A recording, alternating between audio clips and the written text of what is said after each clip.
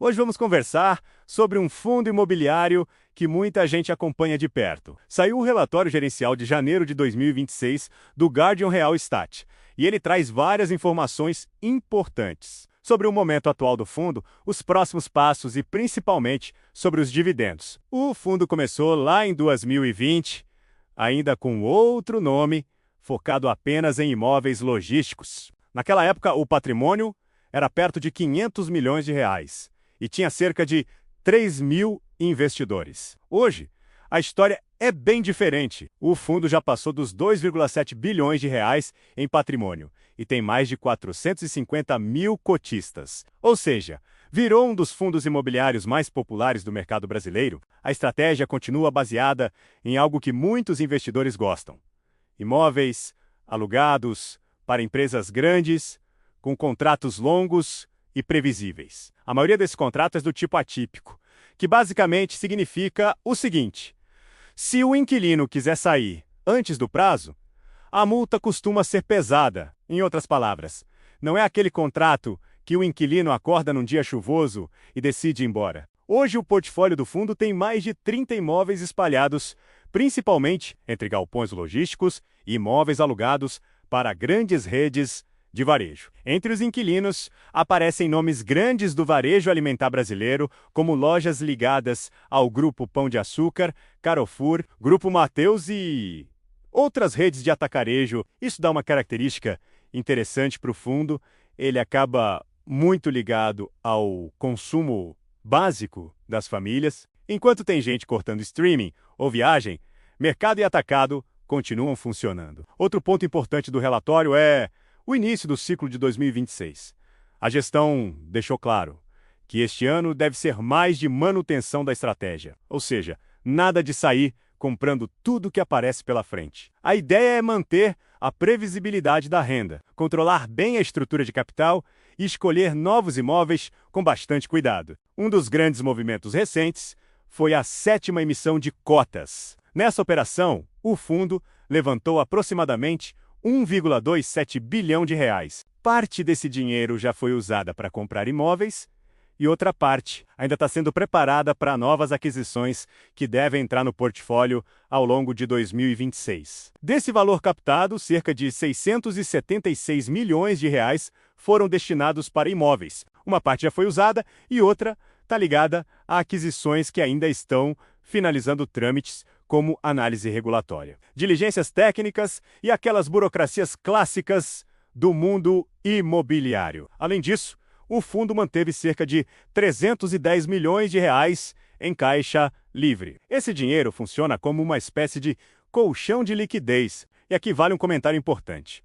Muitos investidores às vezes reclamam quando vem dinheiro parado, mas no caso de fundos imobiliários, isso pode ser estratégico. Ter caixa permite aproveitar oportunidades sem precisar fazer novas emissões correndo. Outra parte do dinheiro, aproximadamente 290 milhões de reais, foi alocada em títulos imobiliários e também em uma posição pontual em outro fundo imobiliário negociado na bolsa. Esses investimentos ajudam a rentabilizar o caixa enquanto os novos imóveis não entram totalmente no portfólio. Falando em estrutura financeira, um ponto que chamou atenção no relatório foi a mudança no nível de endividamento do fundo. Antes das movimentações recentes, ele estava em torno de 27%. Depois da reorganização, passou para uma posição líquida negativa de aproximadamente 13%. Em linguagem simples, hoje o fundo tem mais caixa do que dívida. O valor patrimonial por cota chegou a cerca de R$ 9,52. Já a cota no mercado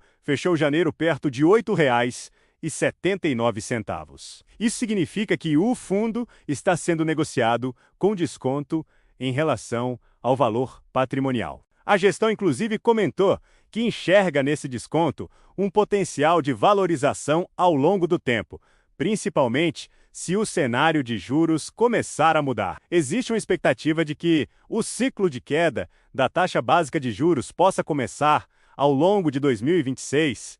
Historicamente, quando os juros começam a cair, os fundos imobiliários costumam ganhar mais atenção dos investidores. Agora vamos falar da parte que muita gente realmente quer saber: dividendos. A projeção de rendimentos para os próximos 12 meses foi mantida. A expectativa continua entre 8 centavos e 3,9 centavos por cota ao mês. Em janeiro, o fundo distribuiu 8 centavos e 0,3 por cota, o que anualizado dá um rendimento por volta de 11,3% ao ano. É um rendimento competitivo dentro do universo de fundos imobiliários que investem diretamente em imóveis, principalmente considerando que o portfólio segue totalmente ocupado e com contratos longos. O prazo médio dos contratos passa de 10 anos. Outro detalhe interessante é que parte dos imóveis adquiridos recentemente ainda não apareceu totalmente no resultado do fundo. Isso significa que alguns impactos de receita devem aparecer de forma mais completa nos próximos meses. Em termos de resultado, o fundo gerou cerca de 24 milhões de reais de lucro no mês, com receitas acima de 27 milhões de reais. Isso mostra que, apesar das mudanças estruturais feitas no último ano, a geração de caixa continua consistente. No mercado de negociação das cotas, o fundo também segue bastante líquido. Em janeiro, foram negociados mais de 347 milhões de reais em cotas, com média diária de cerca de 16 milhões de reais. Para quem gosta de liquidez, ou seja, conseguir comprar e vender com facilidade, isso é um ponto positivo. E um dado curioso é o crescimento constante da base de investidores. O fundo está entre os que mais ganharam novos cotistas dentro do principal índice de fundos imobiliários da Bolsa nos últimos anos. Resumindo o momento atual do fundo, ele está maior, mais diversificado, com caixa reforçado e com novos imóveis a caminho. Ao mesmo tempo, a gestão indica que 2026 deve ser um ano de consolidação da estratégia e não necessariamente de grandes aventuras. Agora, claro, como todo investimento, cada investidor precisa avaliar se a tese faz sentido para sua carteira. Fundo imobiliário não é só olhar dividendo do mês, é entender qualidade dos imóveis, contratos, inquilinos e também o preço da cota no mercado. Mas olhando para o relatório de janeiro, o fundo segue tentando manter aquela fórmula que muitos investidores gostam.